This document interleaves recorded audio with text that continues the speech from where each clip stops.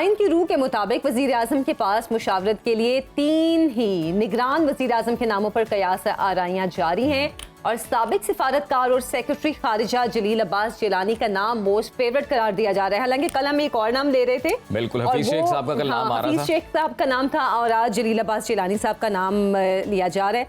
तो कौन हो सकता है निगरान वज़ीर आज़म और कैसी हुकूमत होने जा रही है, इस पर हम बात करेंगे। सीनियर तज्जियाकार सलमान आबिद साहब हमारे साथ मौजूद हैं। सलमान साहब, बहुत बहुत शुक्रिया आपके वक्त का। 13 जमातों की इत्तेहादी हुकूमत का इक़्तिदार ख़त्म हो गया है। शहबाज हुकूमत की 16 माह की कारकर्दगी आपकी नज़र में कितनी काबिल फ़ख्र है और इसको कैसे देख रहे हैं आप? मेरा ख्याल है कि अगर हम दयानतदारी से तज्जिया करें तो इन 16 माह में या 13 माह 14 माह जितनी भी हुकूमत रही है, पाकिस्तान की सियासत और पाकिस्तान की मईशत आगे बढ़ने की बजाय पीछे की तरफ गई है। हम एक बदतरीन सियासी बहरान का शिकार भी हैं और एक बदतरीन माशी बहरान का शिकार भी हैं। और जैसे अभी आपने खाकान अब्बासी साहब का खुद सुनाया है जुमला कि ये तारीख की बदतरीन असम्बली थी, यानी आप अंदाजा लगाइए ना कि जिस तरीके से जमहूरी रवायात का मजाक उड़ाया गया, जिस उजलत के साथ और जिस तरीके से बिल्डोज करके कानून साजी की गई और ऐसी कानून साजी भी की गई जो आइन के भी मुनाफी थी और जमहूरी असूलों के भी मुनाफी थी।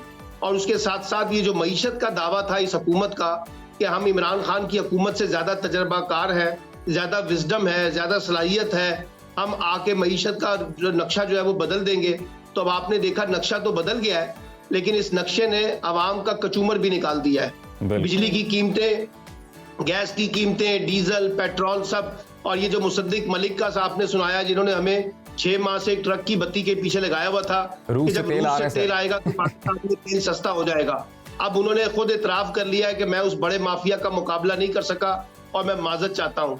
इसी तरीके से IMF के मामलात के अंदर आप देखिए कि आपको कड़ी सख्त शराइत के ऊपर ये पैसे मिले हैं और उसका सारा नजला आपने ताकतवर तबकात पे डालने की बजाय गरीब आदमी पे डाला है। यानी सरकारी अफसरान के लिए 400 अरब रुपए की गाड़ियां और इसी तरह से अरबों रुपए के तरक्याती फंड MP MNA को बांटे गए हैं आखिरी महीने में सियासी रिश्वत के तौर पे। लेकिन उसका नजला जो है वो आपने बिजली की कीमतों में इजाफा करके अवाम पर डाला है या पेट्रोल की कीमतों में इजाफा डाला है। अब शहबाज शरीफ साहब जो मर्जी कहें कि ये मैंने रियासत बचाई है, मैंने मुल्क को डिफॉल्ट होने से बचा लिया है। मुमकिन है उन्होंने मुल्क को डिफॉल्ट होने से बचाया हो, लेकिन अवाम को तो उन्होंने डिफॉल्ट कर दिया है। और जिस मुल्क को उन्होंने डिफॉल्ट होने से बचाया है वो पाकिस्तान का ताकतवर अशराफिया है, रूलिंग एलीट का तबका है। उनके मफादात को तहफ़्फ़ुज़ दिया है और आम आदमी के लिए जो है ना मुश्किलात और मसाइल पैदा कर दी हैं। सलमान आबिद साहब, आपने जिस नुक्ते की जानिब निशानदेही की कि ताकतवर तबका है उसी को बचाया है, तो हम भी यही देख रहे हैं कि जी बड़ी तेज़ी के साथ ये कानून साजी हुई है और मेरे ख्याल से अपनी मिसाल आप ही है, इससे पहले कभी इतनी स्पीड में कानून साजी हमने नहीं देखी। सर, मेरा सवाल ये है कि निगरान सेटअप का जो कॉन्सेप्ट है, जनूबी एशिया में गालिबन पाकिस्तानी वाहिद मुल्क है जहाँ पर निगरान सेटअप का जो है ये कॉन्सेप्ट है, तो उस वाहिद मुल्क जहाँ पर निगरान हुकूमत का कॉन्सेप्ट है, इसके बावजूद इसमें हम देखते हैं कि इतनी देर हो रही है कि अभी तक ये डिसाइड नहीं हो पा रहा। असेंबली डिसॉल्व हो गई, यानी कि अब आप और मैं जब बात कर रहे हैं तो कानूनी तौर पर तो इस वक्त कोई हुकूमत नहीं है। देखिए, बात यह है कि पाकिस्तान में निगरान हुकूमत बनने का जो अमल है वही मुतनाज़ा है और मैं तो इस अमल को तस्लीम नहीं करता जिस तरीके से यहाँ निगरान हुकूमतें बनाई जाती हैं। यानी जानने वाली हुकूमत अपनी मर्जी और मंशा के मुताबिक अपने चहीतों को नवाजती है और उनको लेके आ जाती है बतौर निगरान वजीर आजम या निगरान वजीर आला, ताकि अगले इंतखाबात में वो मर्जी के नताइज दे सकें। तो ये तरीकाकारी ठीक नहीं है। पहली बात तो ये है। दूसरी बात यह है कि देखिए, निगरान वजीर आजम का जहाँ तक चुनाव होना था वो चुनाव पहले हो चुका है। ये बिला वजह की जो है ना एक कमेंट्री चल रही है, ये राजा रियाज है और शहबाज शरीफ साहब हैं, फला का नाम आ गया है, फला का नाम आ गया है। जो पाकिस्तान के अंदर इस वक्त ताकतवर तबका है वो पहले से फैसला कर चुका है कि कौन निगरान वजीर आजम होगा और वही निगरान वजीर आजम होगा। ये बाकी सारी सियासी फुलझड़ियां हैं जो आप लोग या हम लोग बैठ के तस्दीर करने की कोशिश कर रहे हैं। और इस वक्त देखिए ना, निगरान हुकूमत बनती है इलेक्शन कराने के लिए, तो अब तो इलेक्शन नहीं हो रहे। आपको किसने कहा है कि इलेक्शन हो रहे हैं 90 दिन के अंदर, जब आपने मुश्तरका मफादात कौंसिल में ये तय कर दिया है कि नई मर्दमशुमारी के नताइज के बाद जो है इलेक्शन होंगे, तो इसका मतलब है कम से कम भी मार्च, अगले साल मार्च में इलेक्शन जाएंगे। सलमान साहब, अगर तो इलेक्शन के हवाले से जो चैमगोइयां हो रही हैं कि इस साल तो इलेक्शन नहीं होने वाले और जैसे आप भी बात कर रहे हैं कि अगले साल मार्च तक की डेट जा सकती है, तो इसका मतलब क्या फिर निगरान वजीर आजम का नाम भी इसी तरह डिले होता जाएगा, इसी तरह लटकता जाएगा? निगरान वजीर आजम तो कल परसों के अंदर आ जाएगा, उसका मसला नहीं है। लेकिन ये निगरान हुकूमत जो है ये वैसे ही बुरी हुकूमत बन जाएगी जैसे पंजाब और खैबर पख्तूनख्वा के अंदर हुकूमतें हैं, और ये लंबे अरसे के लिए बन जाएंगी। और ये 90 दिन के अंदर इलेक्शन कराने की ख्वाहिश जो है ना पंजाब में पूरी हो सकी, ना खैबर पख्तूनख्वा में पूरी हो सकी, और ना पाकिस्तान में पूरी हो सकेगी वफाकी सतह के ऊपर। मसला ये है कि हमारी जो सियासी जमातें हैं, जो हुक्मरान इत्तेहाद है, उनको इलेक्शन सूट ही नहीं करता। इस वक्त इलेक्शन तो उनके हक में भी नहीं है। अगर वो इलेक्शन करवाएंगे तो उनको काफी मसाइल का सामना करना पड़ेगा, अवामी रद्द-ए-अमल उनके खिलाफ है, तो इसलिए इलेक्शन तो नहीं हो रहा। और वैसे भी इलेक्शन इसलिए भी नहीं करवाना कि एक पार्टी जिसका सियासी बंदोबस्त करना है अभी तक उसका बंदोबस्त ही नहीं हो पा रहा। आपने पेशावर की तहसीलों के 2 इलेक्शन हुए हैं, आपने देखा कि पीटीआई ने तमाम जमातों को वहां शिकस्त दी है। तो इसलिए इलेक्शन तो अभी हुकूमत के हक में नहीं है और ना वो इलेक्शन करवाना चाहते हैं। और ये जितनी मनसूबा बंदी, ये जो आपने मर्दमशुमारी को बुनियाद बनाकर इलेक्शन में ताखीरी अरबा इख्तियार करने की कोशिश की है, और इस बात की भी कोई जमानत नहीं है कि मार्च में भी इलेक्शन हो सकेंगे या नहीं हो सकेंगे। सलमान साहब, वैसे आपका तज्ज़िया इस हवाले से क्या होगा? जैसे ये जलील अब्बास जिलानी साहब का नाम अभी आ रहा है, तो आप क्या कहेंगे इस हवाले से? मौजू नाम है ये इस हवाले से, और पहले हमने ये देखा कि हफीज शेख साहब का नाम जो था वो ज़ेर बहस रहा है, तो ये क्या मुमकिन है कि Hafeez Sheikh as a finance minister आ जाएं और जिलानी साहब as a interim prime minister आ जाएं? देखिए, बात यह है कि अगर आपने इलेक्शन नहीं करवाने और सेटअप को लंबा लेके चलना है निगरान को, और उसको अबूरी सेटअप का नाम देना है, तो आपको एक फाइनेंशियल मैनेजर की जरूरत है। और वो फाइनेंशियल मैनेजर वो जिसके आईएमएफ के साथ ताल्लुकात भी बेहतर हो, आईएमएफ के साथ वो डील भी कर सके और मुल्क की मईशत के मामलात को जरा बेहतर तरीके से चला सके।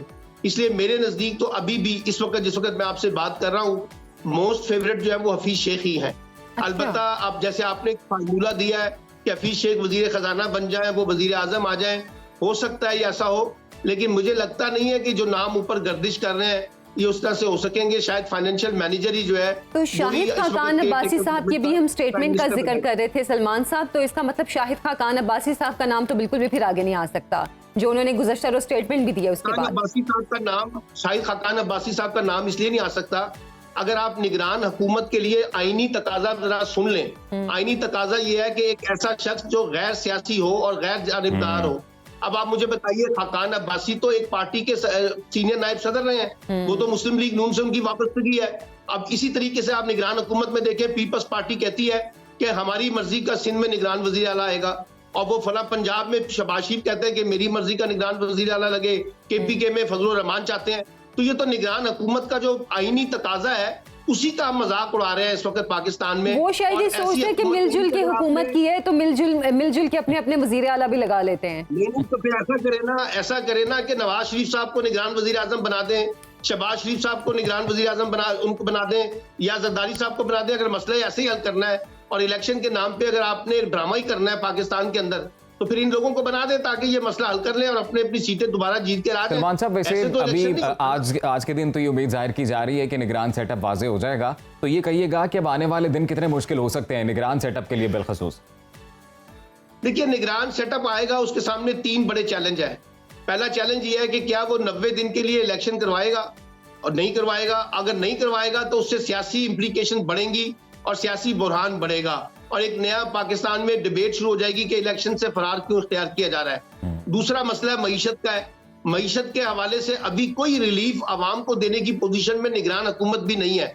आज भी जिस वक्त मैं आपसे बात कर रहा हूँ, 1 रुपए कुछ पैसे जो है बिजली की कीमत में बढ़ाया गया है, और अभी आगे जाके 4 रुपए 37 पैसे फिर बिजली की कीमत बढ़नी है, यानी ये 60 रुपए फी यूनिट तक बिजली जानी है। ऐसी तरह पेट्रोल की कीमतों में कमी का कोई इम्कान नहीं है। तो आम आदमी के लिए तो कोई रिलीफ नहीं है अगले 6 माह में, और यही सबसे बड़ा चैलेंज होगा। जैसे लोग इमरान खान की हुकूमत में कहते थे कि बहुत ज्यादा महंगाई है, उसके बाद शहबाज शरीफ की हुकूमत आई तो उन्होंने और उनकी जान निकाल दी महंगाई से। और निगरान हुकूमत जो है वो तो किसी को अकाउंटेबल भी नहीं होगी। वो उनके दौर में जो IMF की शराइत है उसके मुताबिक अगर चला जाएगा तो वो और ज्यादा महंगाई का जो लेना है, जिस सूरत हाल की तरफ आप तवज्जो दिला रहे हैं, तो आपका कहने का मतलब ये है, या हम ये स्पेकुलेट कर सकते हैं कि बड़े ही सख्त फैसले हो सकते हैं निगरान सेटअप जब आएगा, तो बड़े ही मतलब पॉपुलर डिसीजंस नहीं होंगे? सर, पॉपुलर डिसीजन करने की आपके पास स्पेस ही क्या है, मुझे बताइए ना। पॉपुलर डिसीजन तो तब कहते हैं जब आपका खजाना भरा हो। खजाना तो आपका खाली है, और जो पैसे आप बाहर से लेते हैं उसको आप अपनी हुक्मरानी की अय्याशियों के अंदर खर्च कर देते हैं। आम आदमी के लिए तो आपने कुछ नहीं छोड़ा ना। देखिए ना, जब तक आप अपने डेवलपमेंट नॉन डेवलपमेंट एक्सपेंडिचर कम नहीं करेंगे, ये जो शाहाना अंदाज इस वक्त हमारा हुक्मरानी के निजाम का है, जिस किस्म का कल रात डिनर दिया गया है, बड़ा मशहूर हुआ है जी डिनर, इसी से आप अंदाजा लगा लेना कि पाकिस्तान कितना माशाल्लाह माशी तौर पे तरक्की कर रहा है, समाजी तौर पे तरक्की कर रहा है, सियासी तौर पे तरक्की कर रहा है, कि सरकारी खजानों के ऊपर जो है अरकान पार्लियामेंट की 20-20, 30-30 खानों के साथ तवाज़ो की जा रही है। इस तरीका कार के तहत तो आप आम आदमी को कुछ भी नहीं दे सकेंगे सिवाय इस निजाम के बारे में, इस सियासत के बारे में, इस जमहूरियत के बारे में लोग बदजन होंगे। बाखबर रहिए हर जगह, हर वक्त, बर वक्त। अभी सुनो न्यूज का यूट्यूब चैनल सब्सक्राइब करें और बेल आइकन पर क्लिक करें और जानिए मुल्की और गैर मुल्की हालात व वाक़यात यकीन के साथ।